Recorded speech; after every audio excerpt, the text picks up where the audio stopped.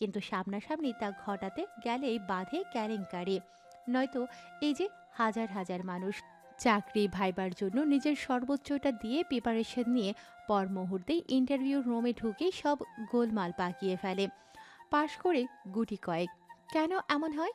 Preparation তো নিজের বেস্টটা দিয়ে নিয়েছিল অধিকাংশই। পাশ তো সকলে করতে পারত, করে না কেন? মাহেরিসা সেই গুটি কয়েক সাহসী মানুষ নয়, বরং সে বাকি ফেল করা মানুষদের কাতারে। তাই তো তার সব কিছুতে এত ভয়। নিস্তব্ধতা সাদাফের দিকে আগুন চোখে চেয়ে বলল, মরতে নিয়েছিলে কেন? খুব মরার শখ হয়েছিল তাই না রে? হুম হুম, তোকে বড় শখ জেগেছিল ভীষণ। বাজে কথা। তোর ওসব ভাষণ অন্য কোথাও গিয়ে দিস প্লিজ, আমায় অন্তত দিস না। সাদাফ মুখখানা গোমরা করে নিল। এই নিরুটা এত নিষ্ঠুর কেন? কেন তাকে বুঝতে চায় না? শোন, আমি কিন্তু তোর সঙ্গে রাতে এক বিছানায় থাকছি না। বিয়ে করেছিস বলে ভেবে নিস না সব অর্জন করে নিয়েছিস। সাদাফ করুণ চোখে চাইল। একা এক বিছানায় থাকতে কি বিয়ে করেছে বল? কেন এতদিন থাকিসনি? এখনো থাকবি, সমস্যা কোথায়? আর বিছানা বলছিস কি? বিছানায় আমি থাকবো, তুই কোথায় ঘুমাবি সে আমার দেখার বিষয় নয় মোটেও। সাদাফ হতভম্ব দৃষ্টিতে চেয়ে রয় নীল শাড়ি পরিহিত সুন্দরী রূপবতী তার পাষণ্ড নববধূর পানে। সাদাফ যদি জানত এই নিষ্ঠুর মানবী এককালে তাকে ভীষণ আদর যত্ন করবে, তবে আজকের এই আফসোসটুকু কোনোদিনই করত না। অদিতি জাওয়াদের পাশে বসে লজ্জায় মুচড়া যাচ্ছে ক্ষণে ক্ষণে। শাড়ির আঁচলের ফাঁক গলিয়ে জাওয়াদ তার হাতটা এখনো মুঠোবন্দি করে রেখেছে। লোকটার হাত ছাড়ার নামই নেই। এমন করলে কি করে হয়? এমন সব পুরুষেরই বুঝি বিয়ের পর অধিকার বেড়ে দ্বিগুণ হয়। অপরপক্ষের কথা শোনার তোয়াক্কাই করে না তারা। তৃপ্তি অনুরোধ করে আজ সকলকে থাকতে, কিন্তু নিস্তব্ধ জানায় অন্য কোনো দিন আসবে, আজ আর নয়।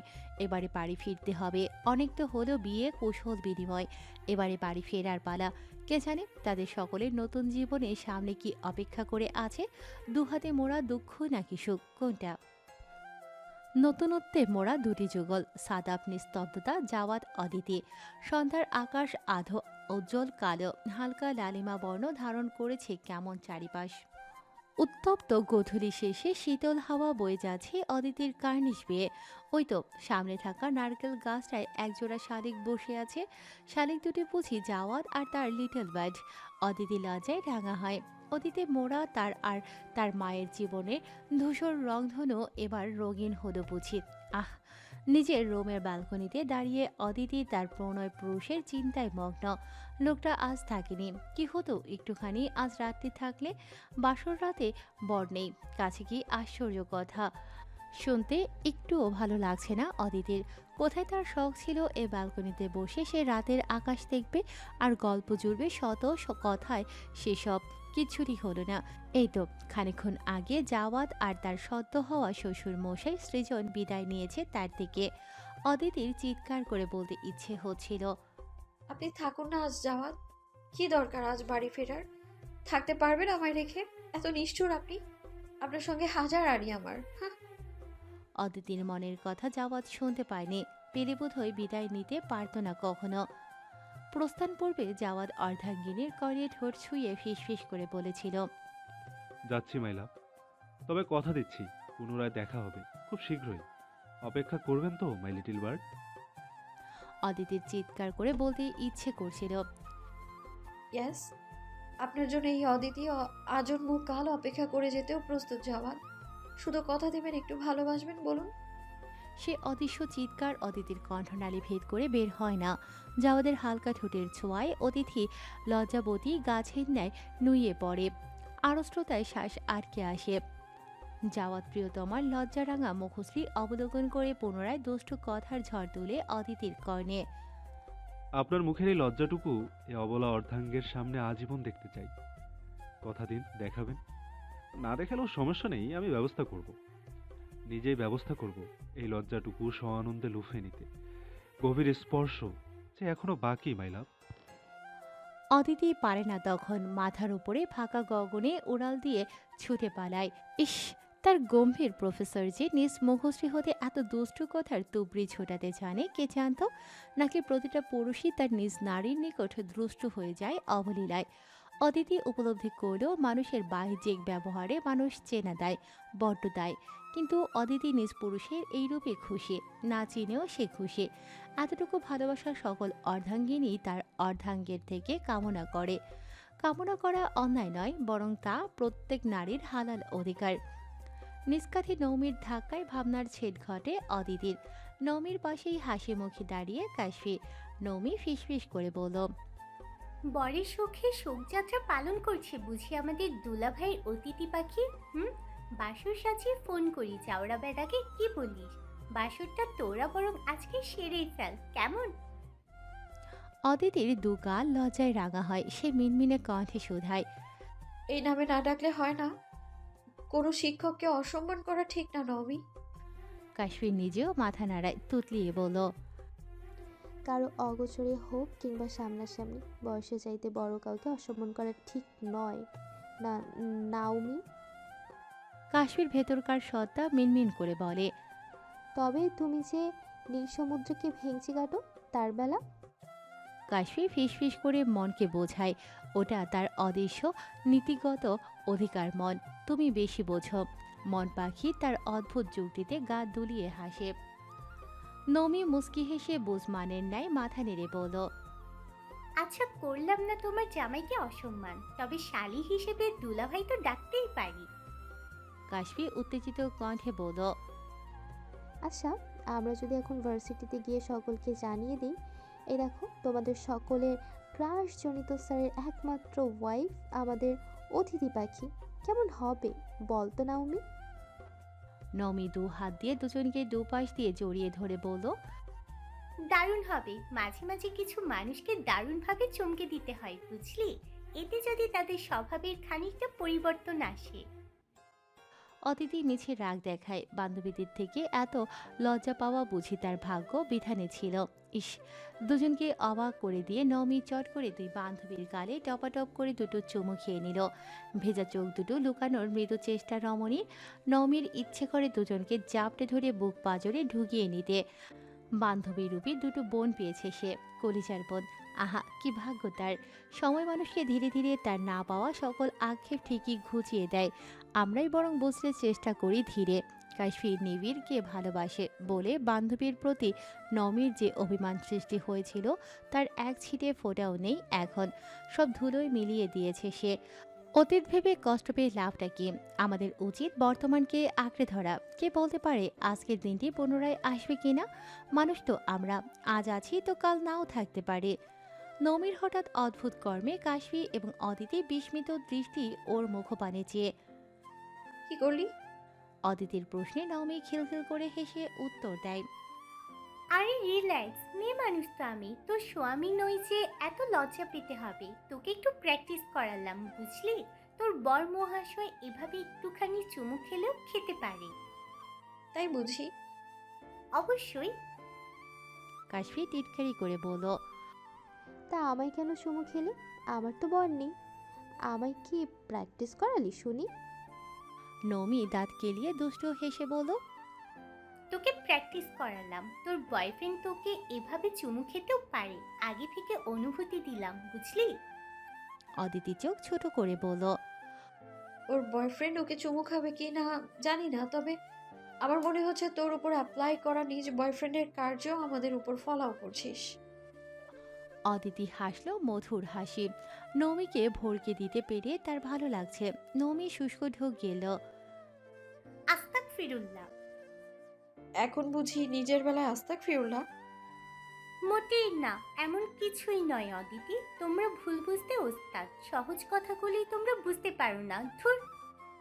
কাশফি মিনমিন করে বলল, সেই যাই হোক না কেন, আমাদের অদিতি যে বর পেয়ে নিজের চঞ্চল রূপে ফিরে এসেছে, এতেই আমরা খুশি। অদিতি বান্ধবীর কথায় লজ্জা পেল। আজ বুঝি তার অবাকতা আর লজ্জা পাওয়ার দিন। নমি বাদ সেদে বলল, এখন যত গুণগান তোমাদের সব জামাই দুলাভাইয়ের, তাই না? আর আমি বেটি যে তোমাদের জন্য এত খাটলাম, তার কি হবে শুনি? কাশফি আর অদিতি হাসলো বান্ধবীর কথায়। মাহেরিশা যা বুঝল, সকলের বিদায় নিতে নিতে আরও আধ ঘন্টা পেরোবে বোধ হয়। তার ফোনে মেসেজের টোন বাজে। তার একমাত্র বর মহাশয় তার আদু ভাইয়ের মেসেজ। নিচে আসবি এক্ষুনি, একা আসবি। কি করে আসবি আমি জানি না মেরিগোল্ড, বাট ইটস আর্জেন্ট। অগত্যা উপায় না পেয়ে তৃপ্তির থেকে বিদায় নিয়ে মাথা ব্যথার অজুহাতে গাড়িতে বসে থাকবে এই কথা মাকে বলে নিচে নামে সে। মাহেরিশা নিচে নেমে এদিক ওদিক টালুমালু দৃষ্টি নিক্ষেপ করে। যতদূর চোখ যায় কাউকে দৃষ্টিগোচর হয় না তার। এদিকে ধরনীর বুকে সন্ধ্যা নেমে এসেছে। অন্ধকার হয়ে আসছে চারিদিক। একা একা পার্কিং এরিয়ায় ভয়ও লাগছে তার। এই বিশাল বিল্ডিংয়ে বিভিন্ন শ্রেণীর মানুষের বসবাস। কখন কার খপ্পরে পড়ে বলা মুশকিল। ভয়ে গলা বুক শুকিয়ে কাট কাট হয়ে তার। হঠাৎ কারো হ্যাসকা টানে পুরুষালী শক্তপোক্ত বক্ষে আশ্রে পড়ে মাহেরিশা। পুরুষটি তার নরম সমর কোমরখানা আটোসাটো করে বেঁধে ধরে। ছাড়া পাওয়ার বিন্দুমাত্র উপায় নেই। মাহেরিশা ছটফট করে, ভয়ে আটকে উঠে মৃদু চিৎকার দিতে নেয়। অতি পরিচিত পুরুষালী হাত রমণীর মুখশ্রী চেপে ধরে। ফোনের ফ্ল্যাশলাইট জ্বলে 2 সেকেন্ডের জন্য। সে আলোয় মাহেরিশা স্পষ্ট অবলোকন করে নিজ অর্ধাঙ্গের সুদর্শন মুখশ্রী খানা। আদ্রিত হিসিয়ে শুধায়। হুশ, ডোন্ট সাউন্ড। আমি থাকতেও এত ভয় কিসের তোর মেরিগোল্ড? কারো সাধ্য আছে বুঝি এই আদৃত শেখের থেকে তোকে ছিনিয়ে নেয়ার? এতই সোজা বুঝি? জ্যান্ত কবর দিয়ে ফেলবো তাকে। মাহেরিশা শুষ্ক ঢোক গিলে মানবের রুক্ষ সূক্ষ্ম হাতখানা এখনো মাহেরিশার কোমর আঁকড়ে ধরে। অজানা অনুভূতির শিহরণে মাহেরিশা কেঁপে কেঁপে উঠছে। কেন ডেকেছেন আদ্রিত ভাই? জাস্ট কল মি আদু মেরিগোল্ড। মাহেরিশা বিস্ময়ে চোখ গোল গোল করে যায়। যে মানব কিনা যে সম্বন্ধে খেপে যেত সে নিজেই একই সম্বোধনে পুনরায় চাইছে। আশ্চর্য। মাহেরিশা বুঝল পুরুষ মন কখন কি চায় বলা দায়। মাহেরিশা মৃদু স্বরে বলল, কেন ডেকেছ আদু ভাই? রোমান্স করতে। আদ্রিতের মাদকতা মেশানো চটপটে প্রতি উত্তর। মাহেরিশা লজ্জায় চোখ বন্ধ করে নেয়। আদ্রিত সে মুখশ্রী পানে এক দৃষ্টিতে চেয়ে তার দৃষ্টির একটুকু নড়চড় নেই। মাহেরিশা ফিসফিস করে বলল, সবাই এক্ষুনি চলে আসবে। আসুক তো। দেখে ফেলবে। দেখুক তো। বদনাম হবে। হোক তো। দেখুন আমি এবারে রেগে যাচ্ছি কিন্তু। রাগ তো। আদ্রিতের এমন খামখেয়ালি কথায় মাহেরিশা এবারে সত্যি রেগে যায়। আপনার মাথা মাথা মাথা মাথা তো। উফ, মাহেরিশা পাগল হয়ে যাবে এত বেহায়া বাজে অভদ্র লোকটা। লাইটিংয়ের আবছা আলোয় প্রেয়সীর বিরক্তিঝরা মুখশ্রী দেখে আদ্রিত ঠোঁট কামড়ে হাসে। মাহেরিশার বিরক্তির মাত্রা দ্বিগুণ হয়। আপনি একটা অসহ্য আদু ভাইয়া। অসহ্য তো। মাহেরিশা হঠাৎ অদ্ভুত কাজ করে বসে। রাগে দুঃখে সব ভাবনা জ্ঞান হারিয়ে দুপা উঁচিয়ে এক ঝটকায় আদ্রিতের ঠোঁটে কামড় বসিয়ে পুনরায় সঙ্গে সঙ্গে ফিরে আসে। আদ্রিত বাকরুদ্ধ। কি হলো এটা? এমনটা তো সে মোটেও ভাবেনি। বিস্ময় তার মাহেরিশার কোমরে রাখা হাতের বাঁধন আলগা হয়। একটু শান্ত হয়ে হুঁশ ফিরতেই মাহেরিশা বুঝতে পারে কত বড় ভুল কাজটি করে ফেলেছে সে। ধিক্কার জানায় নিজেকে। এমনটা করা তার মোটেও উচিত হয়নি, মোটেও না। এখন উপায়, লোকটা তো ছেড়ে দেবে না তাকে। আদ্রিতের হাতের বাঁধন পুরোপুরি আলগা হতেই সুযোগ পেয়ে মাহেরিশা এক ছুট লাগায়, গিয়ে বসে গাড়িতে। আদ্রিত চেয়েও ধরতে পারে না। না পারুক, আজ আর তাতে কোনো আফসোস নেই তার। নিজ ঠোঁটে আঙুল বুলিয়ে ঠোঁট বাঁকিয়ে হাসে সে। ইস! অদিতির রুম থেকে বের হয়ে নওমি সোফায় গিয়ে বসল। রহিমা খালাকে দেখা গেল নওমির দিকে চেপে বসতে। নওমি জিজ্ঞাসু দৃষ্টিতে তাকায়। রহিমা খালা নিবিড়কে হাতের ইশারায় দেখানোর ন্যায় ফিসফিসানো স্বরে বলল, আপামনি গো, ওই যে দেখতেছেন কালো রঙার মাঝে কাউয়ার পটির নেহায় কি সব আকিজ বুকি গেঞ্জি পইরা আপনার সামনে সোফায় বসে রয়েছে সাওয়ালখানা। মেলাক্ষণ ধইরা লক্ষ্য করতেছি হ্যাঁ আপনার দিকে কেমনে বাস পাখির লাহান টেরাই টেরাই চায়। হ্যাঁ মতলব কিন্তু মোটো সুবিধার লাগতেছে না আপামনি। ফুফিজান কইল আপনি হ্যাগো বাড়িতে থাকেন, তাই সাবধানে থাকেন। এই উকি ঝুঁকি পাড়ার পোলা থাইকা অবশ্যই 10 হাত না, না না না 10 হাত না, 20 হাত দূরে বজায় রেখে চলবেন। কোনো অঘটন ঘটার আগে আপনারে সাবধান কইরা দিলাম আপামনি। নমি মনে মনে বলল, এই বিশেষ তথ্যটি সংগ্রহ করে আমায় দেওয়ার জন্য আপনাকে অসংখ্য ধন্যবাদ খালা। নমি রহিমা খালাকে আলতো হাতে জড়িয়ে ধরল। খালা আগের থেকে আরো ফিসফিস করে বলল, এ কি আপামনি, এমন পুরুষ মানুষের লাহান জাপটে ধরলেন কেন? সত্যি করে কন তো, আপনার আবার কোনো সমস্যা নাই তো? সমস্যা টমস্যা মানে? নমি হতভম্ব কণ্ঠে শোধায়, ওই যে কি জানি কয় ইংলিশে, ম্যানার জিন্ডার না ফেন্ডার? নমি শব্দ করে হেসে বলল, না, ফিন্ডারের কোনো সমস্যা নেই আমার, বুঝলেন খালা। রহিমা খালা মাথা নাড়ল। তাহলে ঠিক আছে। নমি ফিসফিস করে বলল, থ্যাংক ইউ সো মাচ খালা, আমায় বিশেষ তথ্যটি দেওয়ার জন্য। আপনারও থ্যাংকু গো আপামনি। থ্যাংকু মানে কি মুই জানি, থ্যাংক ইউ মানে অনেক ধন্যবাদ, জানো? নমি শব্দ করে হেসে দিল। তার পাশে বসা কাশফিও হাসলো খালার কথায়। ধন্যবাদ, হ্যাঁ সিরিয়াসলি। নিবিড় নমির হাসির পানে ভ্রু কুঁচকে যায়। এই নাও ডোবা চাশমিশের সমস্যাটা কোথায়? রহিমা খালা আবারও ফিসফিস করে বলল, আপামনি গো, দেখেন দেখেন, আপনারে স্বচক্ষে দেখাই। আমি মূর্খ সুরুক্ষ মানুষ, আমার কথা বিশ্বাস নাও করতে পারেন। ওই দেখেন স্যামরাটা বেহায়ের মতো আবারও তাহাই রইছে, কেমনে চোখগুলা দিয়া। নমি এক পলক সামনে চেয়ে নিবিড়ের চোখে চোখ রেখে ভেঙচি কাটল। হঠাৎ চোখে চোখ পড়ায় নিবিড় থতমত খেল। নিবিড়কে লক্ষ্য করে কাশফি নিজ হাসি বন্ধ করে চুপসে গেল। অনেক হই হুল্লোড়ের পর বাড়ি ফেরার উদ্দেশ্যে সকলে গাড়িতে বসে পড়ে। মাহেরিসা নিজেও আদ্রিতকে ছাড়িয়ে খানিকক্ষণ আগেই গাড়িতে এসে বসেছে। তার আদুভাই যে এতটা ডেঞ্জারাস কে জানতো। উফ!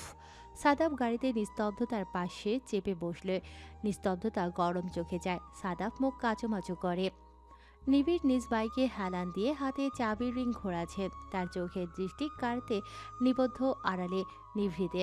বাসন্তী নেমে নওমিকে আদুরে কণ্ঠে বলল, মা নাওমি, গাড়িতে বসলে তোমার কষ্ট হবে, একজনের মতো সিট ফুল ফাঁকা নেই, বুঝলে? তুমি বরং আমার বাদরটার সঙ্গে বাইকে চলে যাও, তার একটুখানি বকবকানের সঙ্গী হও, কেমন? আমি কোনো চশমিশকে নিতে পারবো না মা। শেষে বাতাসে চশমা ভাঙার সঙ্গে সঙ্গে শেষে নিচে পড়ে হাত পা ভাঙলে সব দোষ দিবে তুমি আমার ঘাড়ে। তুই চুপ থাক বাদর, বেশি কথা বলিস। যা বলেছি তাই কর, বাইক স্টার্ট দে। মা নাওমি, যাও ওর পিছনে বসে পড়ো। মা তুমি তো জানো আমি মেয়ে মানুষ, নিজের বাইকে উঠাই না।